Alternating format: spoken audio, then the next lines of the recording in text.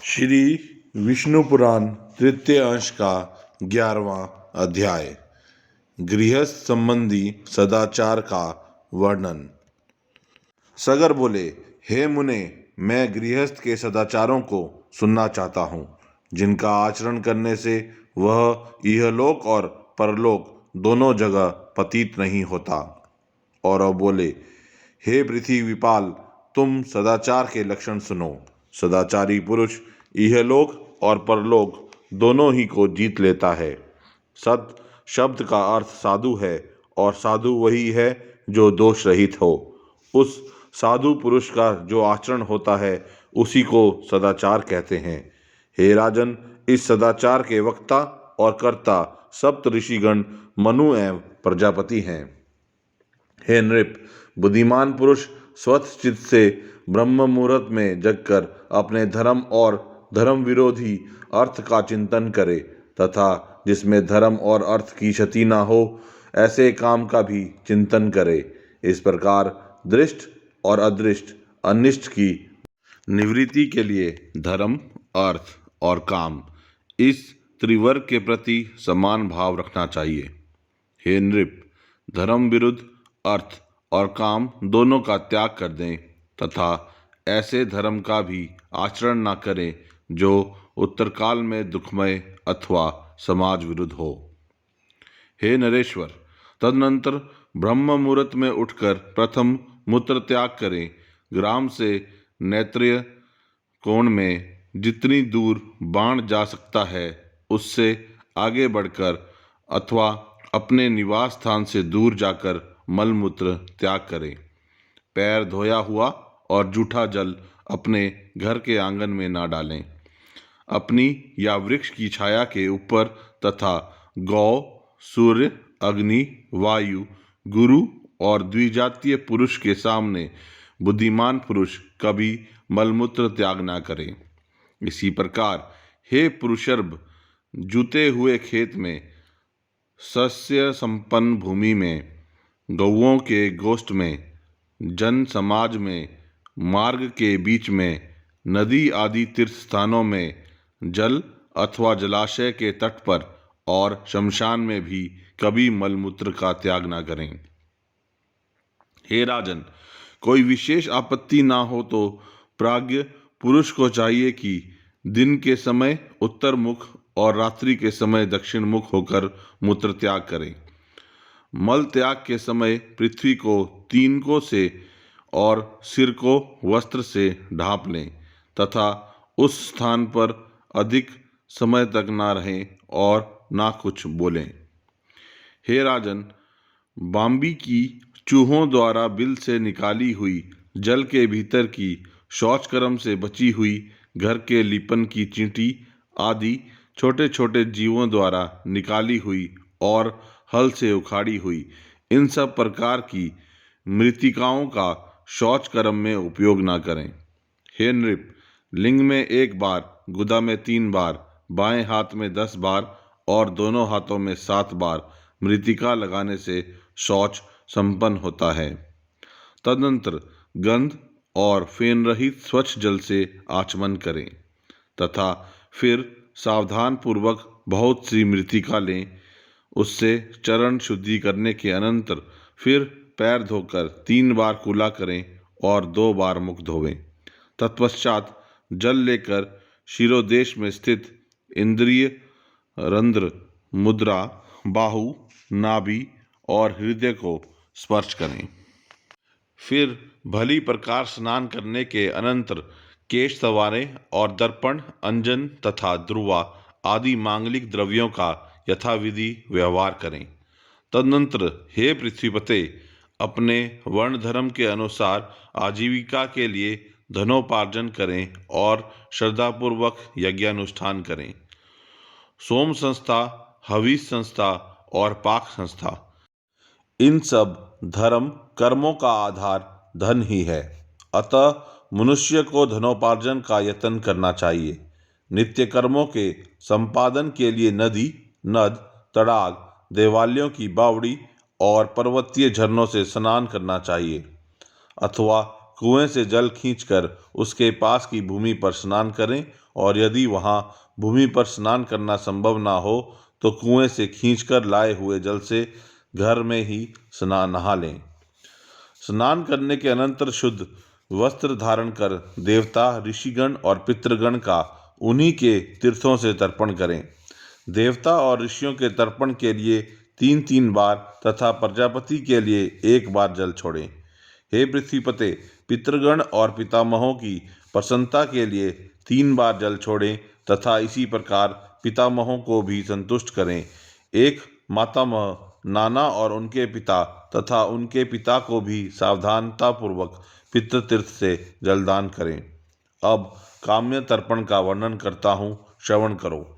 यह जल माता के लिए हो, यह परमात्मा के लिए हो, यह वृद्धा परमात्मा के लिए हो, यह गुरु पत्नी को, यह गुरु को, यह मामा को, यह प्रिय मित्र को तथा यह राजा को प्राप्त हो। हे राजन, यह जपता हुआ समस्त भूतों के हित के लिए देवादि तर्पण करके अपनी इच्छानुसार अभिलषित संबंधियों के लिए जलदान करें। देवादि तर्पण के लिए समय इस प्रकार कहें: देव, असुर, यक्ष, नाग, गंधर्व, राक्षस, पिशाच, गुहाक, सिद्ध, कुष्मांड, पशु, पक्षी, जलचर, स्थलचर और वायु भक्षक आदि सभी प्रकार के जीव मेरे दिए हुए इस जल से तृप्त हों। जो प्राणी संपूर्ण नरकों में नाना प्रकार की यातनाएं भोग रहे हैं, उनकी तृप्ति के लिए मैं यह जलदान करता हूँ। जो मेरे बंधु अथवा अबंधु हैं तथा जो अन्य जन्मों से मेरे बंधु थे एवं और भी जो मुझसे जल की इच्छा रखने वाले हैं, वे सब मेरे दिए हुए जल से परितृप्त हों। क्षुधा और तृष्णा से व्याकुल जीव कहीं भी क्यों ना हो, मेरा दिया हुआ तिदोलक उनको तृप्ति प्रदान करे। हे नृप, इस प्रकार मैंने तुमसे यह काम्य तर्पण का निरूपण किया, जिसके करने से मनुष्य सकल संसार को तृप्त कर देता है। और हे अनग, इससे इसे जगत की तृप्ति से होने वाला पुण्य प्राप्त होता है। इस प्रकार उपरोक्त जीवों को श्रद्धापूर्वक काम्य जल दान करने के अनंतर आचमन करें और फिर सूर्यदेव को जलांजलि दें। उस समय इस प्रकार कहें: भगवान विवस्वान को नमस्कार है, जो वेद वैद्य और विष्णु के तेज स्वरूप हैं तथा जगत को उत्पन्न करने वाले अति पवित्र एवं कर्मों के साक्षी हैं। तदनंतर जलाभिषेक और पुष्प तथा धूपादि निवेदन करता हुआ गृहदेव और इष्टदेव का पूजन करें। हे नृप, फिर अपूर्व अग्निहोत्र करें। उसमें पहले ब्रह्मा को और तदनंतर कर्मश प्रजापति, गृहा, काश्यप और अनुमति को आदरपूर्वक आहुतियां दें। उससे बचे हुए हव्य को पृथ्वी और मेघ के उद्देश्य से उदक पात्र में, धाता और विधाता के उद्देश्य से द्वार के दोनों ओर तथा ब्रह्मा के उद्देश्य से घर के मध्य में छोड़ दें। हे पुरुष व्यार्ध, अब मैं दिक्पाल गण की पूजा का वर्णन करता हूँ, श्रवण करो। बुद्धिमान पुरुष को चाहिए कि पूर्व, दक्षिण, पश्चिम और उत्तर दिशाओं में कर्मश इंद्र, यम, वरुण और चंद्रमा के लिए हुतशिष्ट सामग्री से बलि प्रदान करे। पूर्व और उत्तर दिशाओं में धन्वंतरी के लिए बलि दे तथा इसके अनंतर बलि वैश्वदेव कर्म करे। बलि वैश्वदेव के समय वायव्य कोण में वायु को तथा अन्य समस्त दिशाओं में वायु एवं उन दिशाओं को बलि दें। इस प्रकार ब्रह्मा, अंतरिक्ष और सूर्य को भी उनकी दिशाओं के अनुसार अर्थात मध्य में बलि प्रदान करें। फिर हे नरेश्वर, विश्वदेवों, विश्वभूतों, विश्वपतियों, पितरों और यक्षों के उद्देश्य से यथास्नान बलि प्रदान करें। तदनंतर बुद्धिमान व्यक्ति और अन्न लेकर पवित्र पृथ्वी पर समाहित चित्त से बैठकर स्वेच्छानुसार समस्त प्राणियों को बलि प्रदान करें। उस समय इस प्रकार कहें: देवता, मनुष्य, पशु, पक्षी, सिद्ध, यक्ष, सर्प, दैत्य, प्रेत, पिशाच, वृक्ष तथा और भी चींटी आदि कोट कीट पतंग जो अपने कर्म बंधन से बंधे हुए क्षुधातुर होकर मेरे दिए हुए अन्न की इच्छा करते हैं, उन सबके लिए मैं यह अन्न दान करता हूँ। वे इससे परितृप्त और आनंदित हों। जिनके माता पिता अथवा कोई और बंधु नहीं है तथा अन्न प्रस्तुत करने का साधन और अन्न भी नहीं है, उनकी तृप्ति के लिए पृथ्वी पर मैंने यह अन्न रखा है, वे इससे तृप्त होकर आनंदित हों। संपूर्ण प्राणी, यह अन्न और मैं सभी विष्णु हैं, क्योंकि उनसे भिन्न और कुछ है भी नहीं।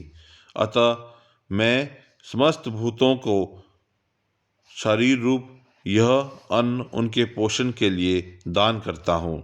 यह जो 14 प्रकार का भूत समुदाय है, उसमें जितने भी प्राणीगण अवस्थित हैं, उन सबकी तृप्ति के लिए मैंने यह अन्न प्रस्तुत किया है, वे इससे प्रसन्न हों।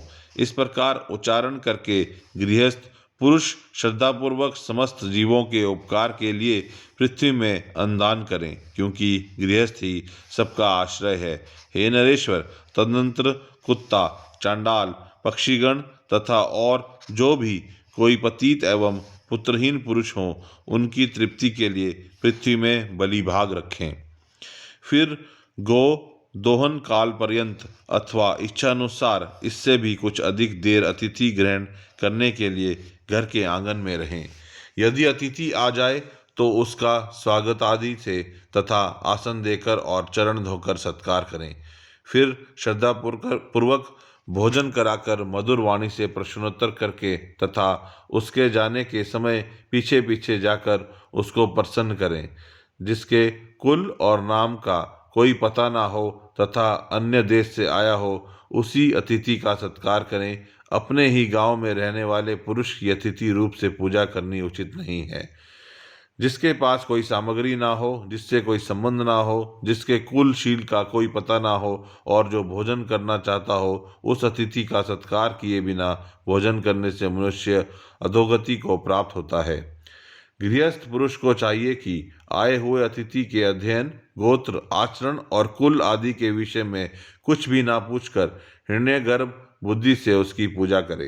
हे नृप, अतिथि सत्कार के अनंतर अपने ही देश के 1 और 5 यज्ञिक ब्राह्मण को, जिसके आचार और कुल आदि के ज्ञान हो, पितृगण के लिए भोजन करावे। हे भोपाल, मनुष्य यज्ञ की विधि से मनुष्य भयो हंत इत्यादि मंत्रोच्चारण पूर्वक पहले ही निकाल कर अलग रखे हुए हंतकार नामक अन्न से उस श्रोत्रिय ब्राह्मण को भोजन करावे। इस प्रकार देवता, अतिथि और ब्राह्मण को ये 3 भिक्षाएं देकर यदि सामर्थ्य हो तो परिवारजक और ब्रह्मचारियों को भी बिना लौटाए हुए इच्छानुसार भिक्षा दें।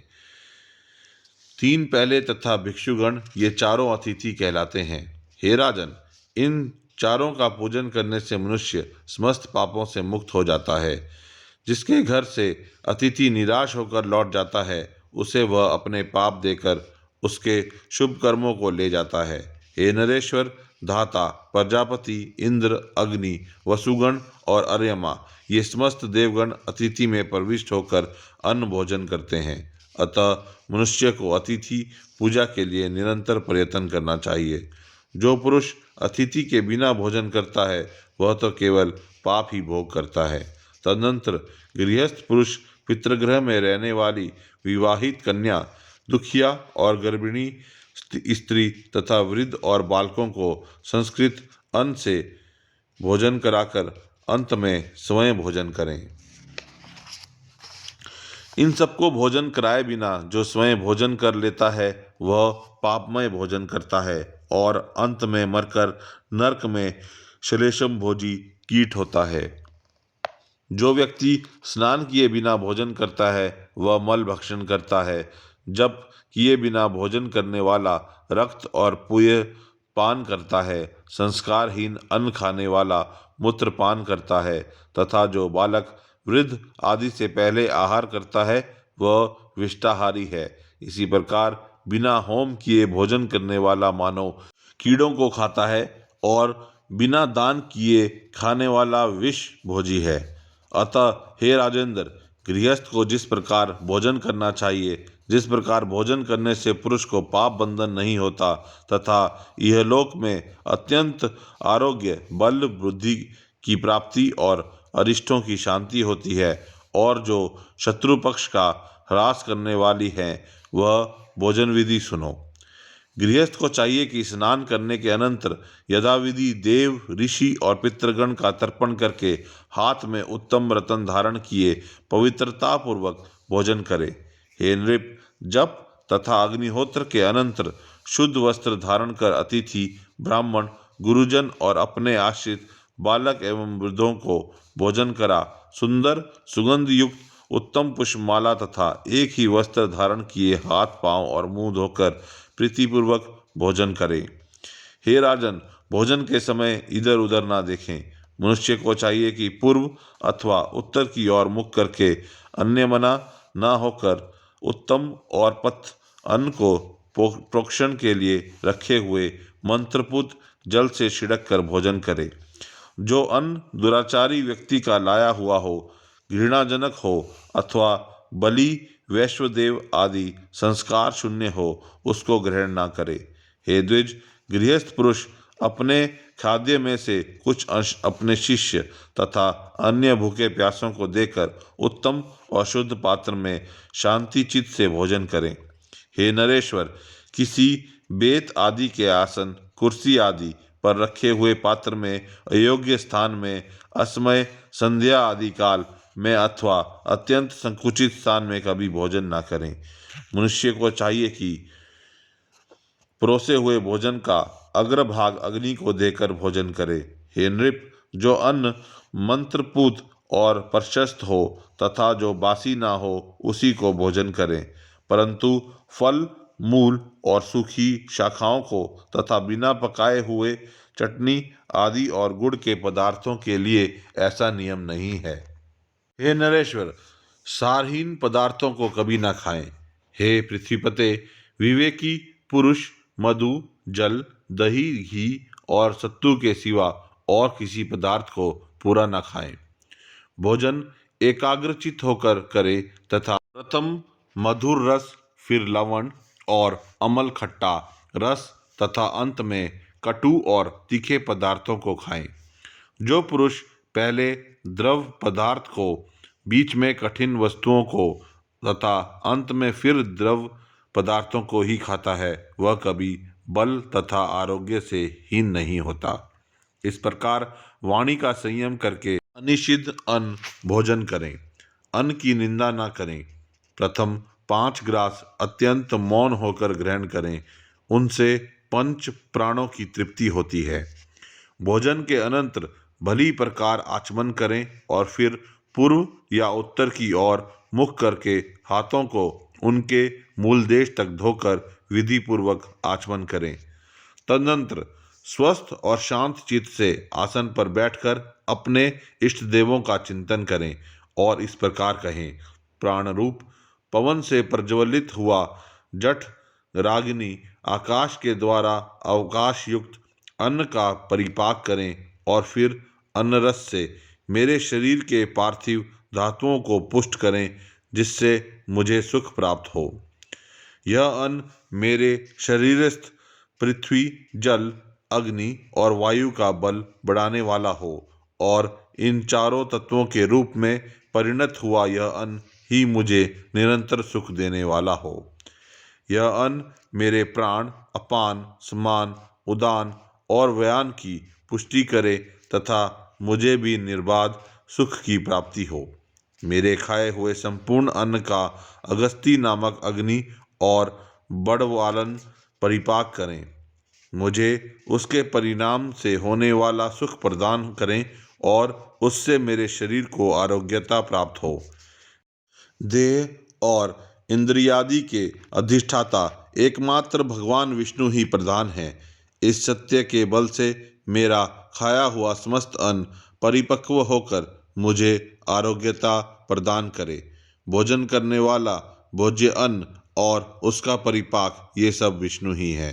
इस सत्य भावना के बल से मेरा खाया हुआ यह अन्न पच जाए, ऐसा कहकर अपने उदर पर हाथ फेरें और सावधान होकर अधिक श्रम उत्पन्न न करने वाले कार्यों में लग जाएं।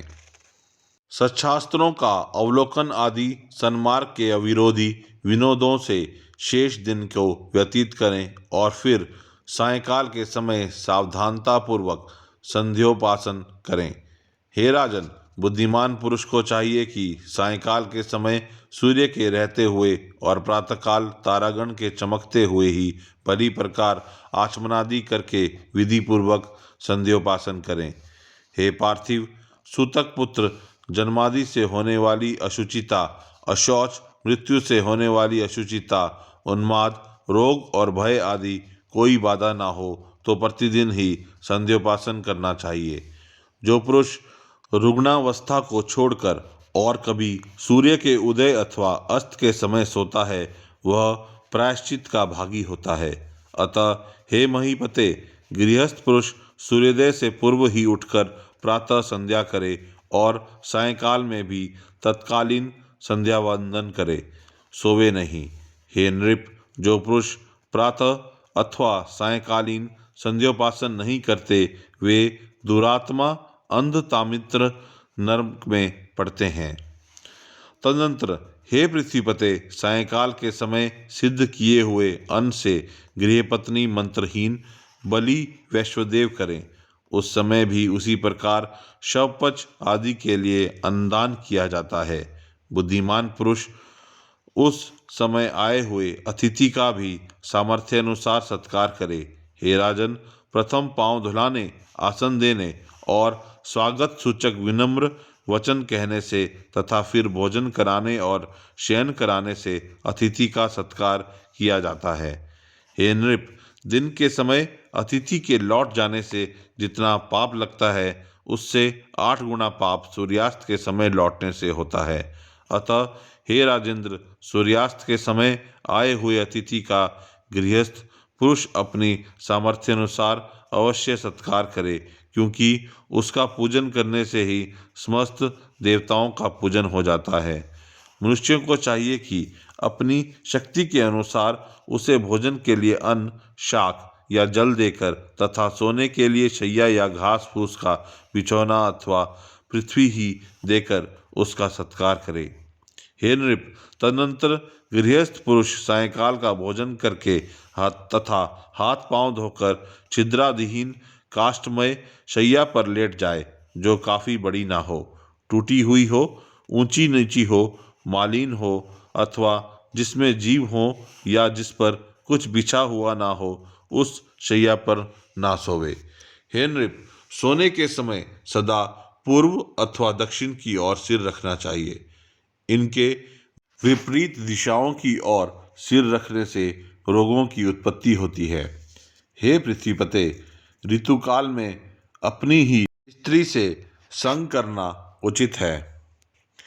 पुल्लिंग नक्षत्र में युगम और उनमें भी पीछे की रात्रियों में शुभ समय में स्त्री प्रसंग करें, किंतु यदि स्त्री अप्रसन्नता, रोगिणी, रसवला, निर्भिलाक्षिणी, क्रोधिता, दुखिनी अथवा गर्भिणी हो तो उसका संग ना करें। जो सीधे स्वभाव की ना हो, पराभिलक्षिणी अथवा निर्भिलाक्षिणी हो, क्षुधार्ता हो, अधिक भोजन किए हुए हो अथवा पर स्त्री हो, उसके पास ना जाएं। और यदि अपने में ये दोष हो तो भी स्त्री गमन ना करें। पुरुष को उचित है कि स्नान करने के अनंतर माला और गंध धारण कर काम और अनुराग युक्त होकर स्त्री गमन करे। जिस समय अति भोजन किया हो अथवा शुद्धित हो, उस समय उसमें प्रवृत्त ना हो। हे राजेंद्र, चतुर्दश, अष्टमी, अमावस्या, पूर्णिमा और सूर्य की संक्रांति, ये सब पर्व दिन हैं। इन पर्व दिनों में तैल, स्त्री अथवा मांस का भोग करने वाला पुरुष मरने पर विष्ठा और मूत्र से भरे नरक में पड़ता है। संयमी और बुद्धिमान पुरुषों को इन समस्त पर्व दिनों में स्वच्छास्त्रावलोकन, देवोपासना, यज्ञानुष्ठान, ध्यान और जप आदि में लगे रहना चाहिए। गौ, छाग आदि अन्य योनियों से, अयोनियों से, औषध प्रयोग से अथवा ब्राह्मण, देवता और गुरु के आश्रमों में कभी मैथुन ना करें। हे पृथ्वीपते, चैत्य वृक्ष के नीचे, आंगन में, तीर्थ में, पशुशाला में, चौराहे पर, शमशान में, उपवन में अथवा जल में भी मैथुन करना उचित नहीं है। हे राजन, पूर्वोक्त समस्त पर्व दिनों में प्रातःकाल और सायंकाल में तथा मलमूत्र के वेग के समय बुद्धिमान पुरुष मैथुन में प्रवृत्त ना हो। हे नृप, पर्व दिनों में स्त्री गमन करने से धन की हानि होती है, दिन में करने से पाप होता है, पृथ्वी पर करने से रोग होते हैं और जलाशय में स्त्री प्रसंग करने से अमंगल होता है। पर स्त्री से तो वाणी से क्या मन से भी प्रसंग ना करें, क्योंकि उससे मैथुन करने वालों को अस्थि बंधन भी नहीं होता, अर्थात उन्हें अस्थि शून्य कीटादि होना पड़ता है। पर स्त्री की आसक्ति पुरुष को इहलोक और परलोक दोनों जगह भय देने वाली है। इहलोक में उसकी आयु क्षीण हो जाती है और मरने पर वह नरक में जाता है। ऐसा जानकर बुद्धिमान पुरुष उपरोक्त दोषों से रहित अपनी स्त्री से ही ऋतुकाल में प्रसंग करें तथा उसकी विशेष अभिलाषा हो तो बिना ऋतुकाल के भी गमन करे। यह था श्री विष्णु पुराण के तृतीय अंश का 11वां अध्याय।